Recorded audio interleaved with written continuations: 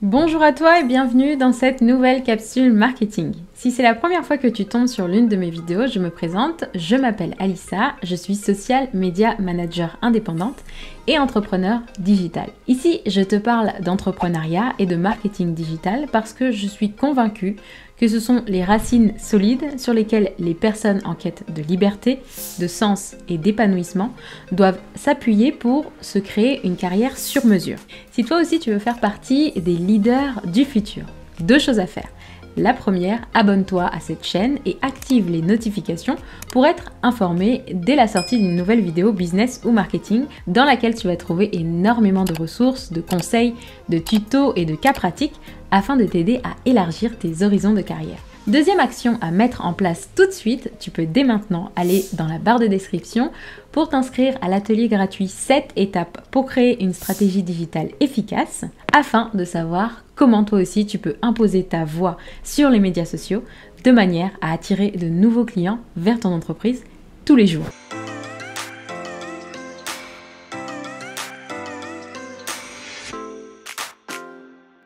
Maintenant que nous avons vu la base, il est primordial d'ajouter à votre profil des éléments qui vont la rendre visiblement et techniquement plus attractive. Cela passe par plusieurs éléments comme la réalisation de votre identité de marque avant de montrer votre personnalité. Il faut bien comprendre que le fait de mettre en avant votre personnalité participe au développement de votre notoriété, car personne n'a les mêmes idées que vous, ni ne présente les sujets qui intéressent votre secteur comme vous. Avant tout propos, nous allons définir les notions suivantes: notoriété, image de marque et identité de marque.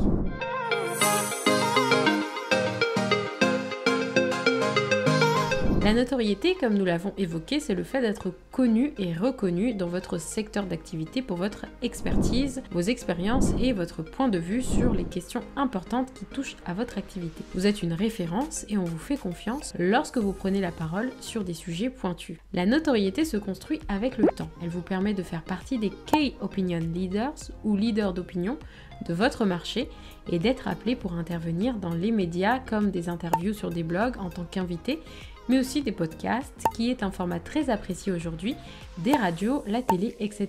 en fonction de votre niveau de notoriété. Cette visibilité vous offre évidemment de nouvelles opportunités et potentiellement de nouvelles demandes clients. Bien entendu, la notoriété se travaille et s'entretient sur LinkedIn notamment à travers la notion d'e-réputation. Cela veut dire qu'à travers vos prises de parole, les événements auxquels vous participez, ainsi que les collaborations et partenariats que vous entretenez avec les acteurs de votre secteur, vous êtes en mesure de développer et de maintenir votre notoriété tout au long de votre carrière. Dans la même veine, mais cette fois-ci dans le domaine du salariat, les entreprises se reposent sur la notion d'employee advocacy pour mobiliser les salariés afin de développer leur notoriété en ligne. C'est aussi la raison pour laquelle une personne peut passer du monde du salariat au monde de l'entrepreneuriat très facilement de nos jours. En communiquant sur son quotidien, ses challenges, ses rencontres, ses victoires et ses échecs, cela humanise la société et permet à ses clients et à ses prospects de se rendre compte qu'il y a de véritables personnes derrière l'entreprise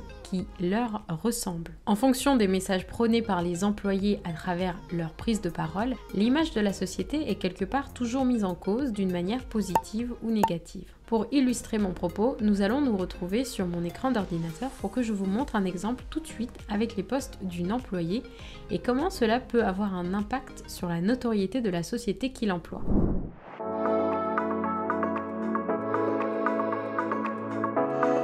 Que vous agissiez en tant que freelance ou en tant que salarié, il y a toujours une certaine image de marque à tenir dans le monde professionnel. L'image de marque participe à la notoriété de votre entreprise et repose sur tous les éléments que vous allez utiliser pour communiquer afin de faire rayonner votre personnalité, comme votre photo de profil, votre bannière, votre logo, si vous en avez un par exemple. L'image de marque n'est pas uniquement subordonnée aux entreprises. Tout individu peut créer sa propre marque et ainsi agir sur la perception des visiteurs de sa page. Nous allons voir des exemples concrets dans les prochaines vidéos. Pour modeler votre image de marque, vous avez la possibilité de créer une identité de marque qui se rapporte davantage au choix que vous faites pour communiquer. Allez-vous utiliser telle ou telle police, telle ou telle couleur, mais aussi le ton que vous allez préconiser dans vos prises de parole est décisif. La différence entre l'identité de marque et l'image de marque se trouve tout simplement dans le fait que vous ne maîtrisez pas totalement la dernière notion, car l'image de marque se réfère à la façon dont le public vous perçoit de manière négative ou positive.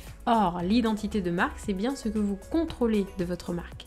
C'est votre logo, votre slogan, votre ton et votre style. Vous avez tout le contrôle là-dessus. En récapitulatif, l'identité de marque et l'image de marque participe à la façon dont vous allez développer votre notoriété. C'est la raison pour laquelle il faut prendre le temps de bien comprendre ces termes et de les mettre en pratique. Dans quel objectif final ?